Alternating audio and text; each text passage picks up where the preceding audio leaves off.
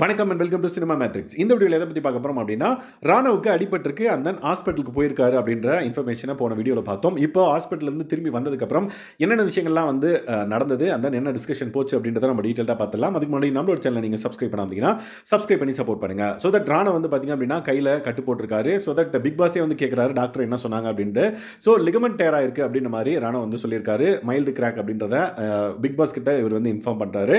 So doctor வந்து பார்த்திங்க அப்படின்னா 3 வீக்ஸ் வந்து இந்த பர்டிகுலர் கட்டை போட்டிருக்கணும் அப்படின்ற மாதிரி சொல்லியிருக்காரு. ஸோ அதை மூவ் பண்ணக்கூடாது. ஸோ இதே பொசிஷனில் 3 வீக்ஸ் இருக்கணும் அப்படின்ற மாதிரி டாக்டர் சொல்லியிருக்கிறதா வந்து ராணு வந்து பிக் பாஸ் கிட்ட வந்து சொல்கிறாரு. ஸோ பிக் பாஸ் வந்து ஒரு பாஸ் எடுத்துகிட்டு மறுபடியும் வந்து கேட்குறாரு, நீங்கள் இந்த வீட்டுக்குள்ளே கண்டினியூ பண்ண விருப்பனீங்களா அப்படின்ற மாதிரி. கண்டிப்பாக நான் இங்கே கேம் விளையாடணும்னு சொல்லிட்டு விருப்பப்படுறேன். 3 வீக்ஸ் நான் இங்கே இருந்தேன் அப்படின்னா இருந்தாலும் நான் வந்து என்னோட கேமை விளையாடிட்டு தான் போவேன் அப்படின்ற மாதிரி அவர் வந்து கட் அண்ட் ரைட்டாக வந்து பார்த்தீங்கன்னா பிக் பாஸ் கிட்ட வந்து சொல்கிறாரு. ஸோ இந்த பர்டிகுலர் பொசிஷனை, இந்த கையை வந்து பார்த்தீங்க அப்படின்னா நீங்கள் எந்த ஒரு காரணத்துக்கு கொண்டும் 3 வீக்ஸில் நீங்கள் வந்து லைக் அடிபட்டுறவோ கூடாது. அண்ட் தென் மறுபடியும் எந்தவித அசம்பாதமும் நடந்துடக்கூடாது. அண்ட் தென் இந்த பர்டிகுலர் பொசிஷன்லேயே நீங்கள் கையை வச்சிருக்கணும் அப்படின்ற மாதிரி சொல்கிறாரு.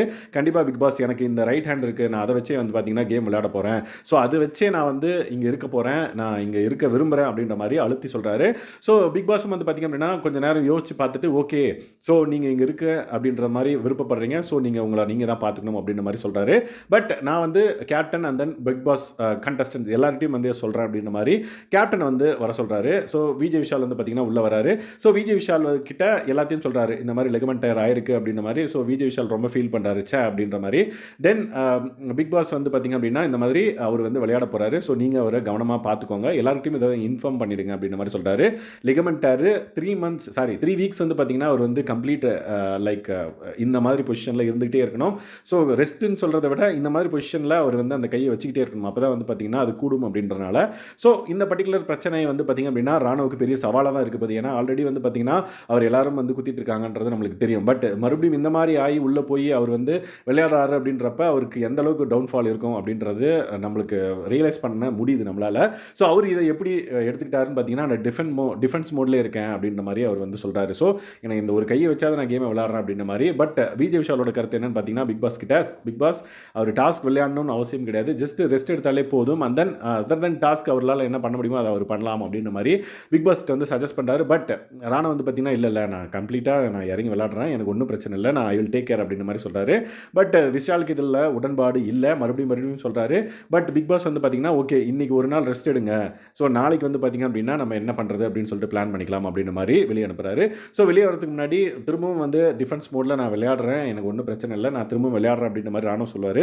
பட் விஜய் விஷால் வந்து பார்த்தீங்க அப்படின்னா இல்லை நீ வந்து உன்னோட கரியரையும் பார்க்கணும், வெளியே போய் அண்ட் தென் திரும்பவும் வந்து ஏதாவது பிசுக்காக ஆகி திரும்பவும் இந்த சின்ன பிரச்சனை பெருசாக ஆகிடுச்சு அப்படின்னா உனக்கு தான் அது வந்து சேஃப் கிடையாது, அதுக்கு தான் சொல்கிறேன் அப்படின்ற மாதிரி விஜய் விஷால் சொல்லி கூப்பிட்டு வராரு. ஸோ நீ கம்முனரு, வெளியே வந்து நான் எல்லாத்தையும் எக்ஸ்பிளைன் பண்ணுறேன் அப்படின்ற மாதிரி லிவிங் ஏரியாவுக்கு எல்லாரையும் வர சொல்லி இந்த பர்டிகுலர் இன்ஃபர்மேஷனை எல்லார்ட்டையும் வந்து ஷேர் பண்ணுறாரு. ஸோ தட் அங்கே என்ன டிஸ்கஷன் நடந்தது அப்படின்றத நம்ம அப்கமிங் வீடியோவில் பார்க்கலாம். ஸோ ராணுவுக்கு நீங்கள் சப்போர்ட் பண்ணீங்களா இல்லையான்றதை மறக்காம இந்த வீடியோவில் கமெண்ட் பண்ணுங்கள். ஏன்னா அவர் ஆல்ரெடி வந்து பார்த்தீங்கன்னா நிறைய சப்போர்ட்டர்ஸ் அவருக்கு வந்து இருக்காங்க, ஃபேன்ஸ் வந்து இருக்காங்க. ஸோ இந்த பர்டிகுலர் சம்பவத்துக்கு அப்புறம் கண்டிப்பாக அவரோட ஃபேன் பேஸ் வந்து பார்த்தீங்கன்னா கிராஃப் ஏறிட்டே போகும் அப்படின்னு சொல்லிட்டு நான் நம்புறேன். ஸோ நீங்கள் அதை பற்றி என்ன நினைக்கிறீங்கிறத மறக்காம இந்த வீடியோவில் கமெண்ட் பண்ணுங்க.